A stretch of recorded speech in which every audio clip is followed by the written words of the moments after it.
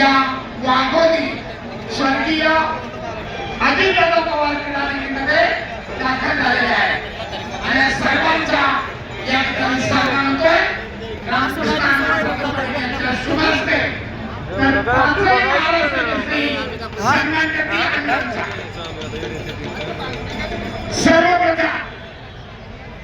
सर्वप्रथम हर्षवर्धन सगळी यांचा सन्मान होईल नाशिक जिल्ह्याचा प्रतिनिधित्व केलेले दादा शेळके राहिलाय हर्षवर्धन सगळी प्रथम आपला सन्मान चला सन्मान होतो नाशिक जिल्ह्याचे महाराष्ट्र केसरी हर्षवर्धन सगळी यांचा या स्पर्धेचे आयोजक रामकृष्ण अण्णा यांच्या शुभ हस्ते